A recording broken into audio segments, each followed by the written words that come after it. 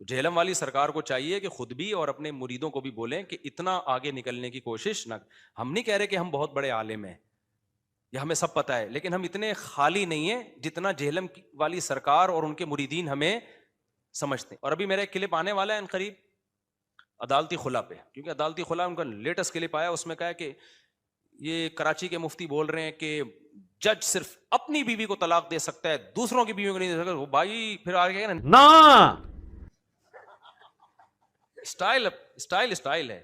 مجھے بتایا مردوں نے کہ ہماری بیوی نے انجینئر صاحب کا کلپ سنا ہے, 5 بچوں کے بعد جا کے عدالت سے خلا لے رہی ہے وہ, اور کہہ رہی میرے پاس بھی حق ہے کیونکہ اس کو وسیم پسند آ گیا ہے.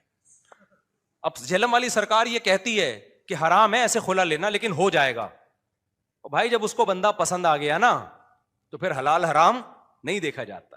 عشق جب بھوت سوار ہوتا ہے نا تو پھر اچھے پھسل جاتے ہیں. یہ ہم ججوں کے غلام اور لونڈیاں ہیں کہ جج ہماری بیوی کو بھی جب چاہے طلاق دے دے, ایسا تھوڑی ہے. لوگ اس کو فالو کر رہے ہیں, لوگ کہہ رہے ہیں بھائی یہ دکھ حوالے تو دینا ہے نا. میں کہہ رہا ہوں یہ مفتی تھوڑی ہے, مفتی صاحب چھوڑو اس کو, کون مفتی کون عالم, ریفرنسز تو دے رہا ہے نا, یہ لوگوں کی دلیل ہوتی ہے. میں کہتا ہوں وہ ریفرنسز عربی میں, اس کا اردو ترجمہ صحیح ہے یا غلط ہے یہ آپ کو پتا ہے؟ کہہ رہے ہیں بھائی ترجمہ تو لکھا ہوا ہے نا, پھر وہ نیٹ سے ہٹوا دو ترجمہ. ہم وزیر اعظم نہیں بنا سکے 1 مہینے تک, جو ہمارے لیے ترجمے سے زیادہ ضروری ہے, تو ہم وہاں سے کہاں سے ہٹوا دیں؟ تو کہہ رہے نہیں حوالے کا کیا ہوگا, وہ جو حوالے دے رہا ہے. میں کہہ رہا تھا بھائی جہلم گیا تھا تو میرے سامنے دے دیتا نا حوالے. کہہ رہے نہیں کوئی حکمت ہوگی نہیں آئے, تو میں نے کہا بلایا, کہہ رہے غلطی ہو گئی بلایا آپ کو نہیں آیا, حوالے تو ہے نا.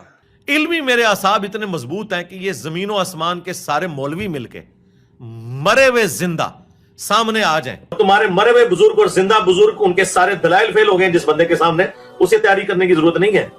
تو میں سورہ فاتحہ ہی اتنی روانگی کے ساتھ نہیں آتی جس طرح مجھے قرآن و سنت کے دلائل ازبر یاد ہیں الحمدللہ. نا اسٹائل ہے.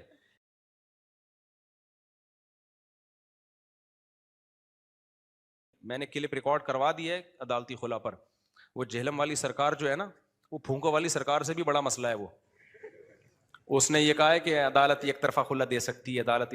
تو میں نے قرآن و سنت کی روشنی میں پورا جہلم والی سرکار کے بھی چلائے. فرسٹ ٹائم میں نے ایسا ری ایکشن کیا ہے, اور یہ میں نے جہلم والی سرکار ہی کی باتوں کی وجہ سے کیا ہے, کیونکہ جہلم والی سرکار جو ہے نا وہ کیا کر رہے ہیں, وہ تو اوٹ پٹانگ مسائل بتا ہی رہا ہے بیچارہ.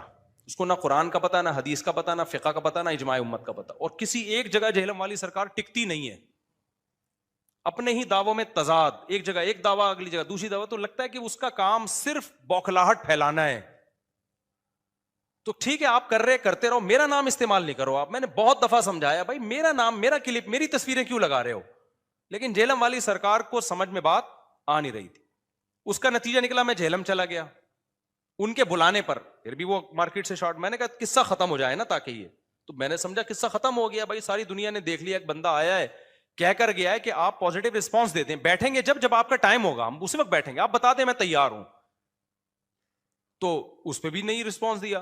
پھر جہلم والی سرکار نے کہا کہ بھائی آپ جو ہے وہ آن لائن آ جاؤ. میں فوراً تیار ہو گیا, میں نے کہا ٹھیک ہے شرائط طے کر لیتے ہیں. تو جہلم والی سرکار نے کہا ہم منگول ہیں, ہم شرطیں نہیں لگاتے, دھاڑ تھلے, 3 باتیں کہیں. وہ پھر ان کا جو ریئیکشن آیا تھا نا وہ بھی یوٹیوب پہ پڑا ہوا ہے, دھاڑ تھلے, ہم منگول ہیں, شرطیں کیوں لگاتے ہو. بغیر شرطوں کے جب ڈیبیٹ ہوتی ہے تو مرغوں کی لڑائی ہوتی ہے. وہ بحث کوئی علمی بحث کبھی بغیر شرطوں کے, ہم کوئی یہ تھوڑی شرطیں لگا رہے ہیں کہ دونوں گٹکے کھا کے بیٹھیں گے یا توے پہ بیٹھ کے مناظرہ ہوگا, اور توا کم سے کم اتنی ڈگری گرم ہونا چاہیے. بھائی نارمل شرطیں کہ کتنی دیر ڈیبیٹ ہوگی, ٹاپک کیا ہوگا, آپ کتنی دیر بات کریں گے, پھر میں کتنی دیر بات کروں گا, ثالثی کا کردار کون کرے گا, یہ شرطیں ہم نے طے کرنی تھی. انہوں نے کہا کہ شاید ایسی شرطیں ہیں کہ ہم توے پہ بیٹھ کے, چولہے پہ بیٹھ کے بحث ہوگی, تو شرطیں کیوں لگاتے ہو. اور پھر منگول, حالانکہ منگول تو سارے حنفی تھے, تبھی جہلم والی سرکار کے باپ دادے پردادے سارے حنفی نکلیں گے. یہ تو حنفیوں کی وجہ سے آپ کو اسلام ملا ہے, ابا بھی حنفی دادا بھی حنفی.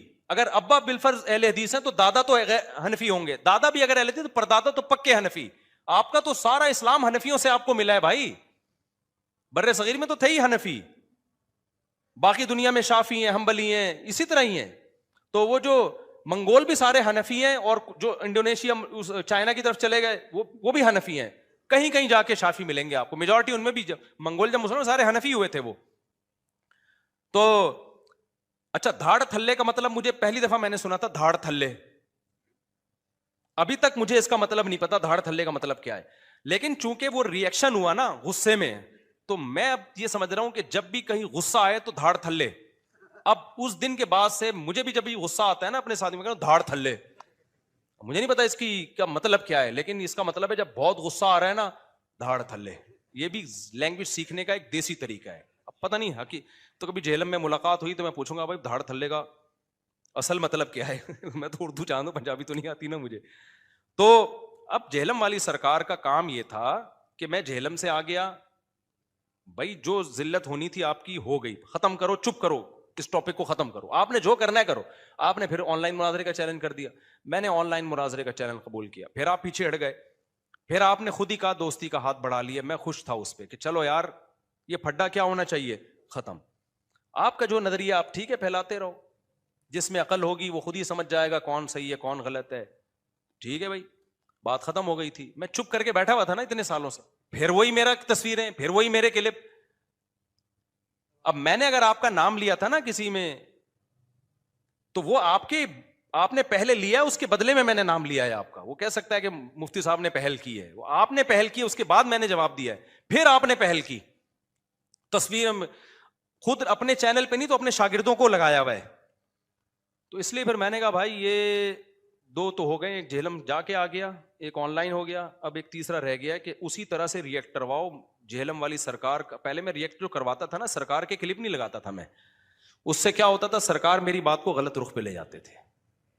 اب میں نے کیا کیا, پہلے سرکار کا کلپ چلے گا, پھر میں بتاؤں گا یہ جو حدیث کا ترجمہ کر رہے ہیں یہ ترجمہ یہ بنتا نہیں ہے, یہ سرکار نے جو حدیث پیش کی ہے پوری حدیث یہ نہیں, پوری حدیث یوں ہے. سرکار جو کہہ رہے ہیں میں فلاں کو مانتا ہوں تو سرکار فلاں کو نہیں مانتے, فلاں کا یہ ارشاد ہے جس کو سرکار نے توڑ موڑ کے پیش کیا ہے.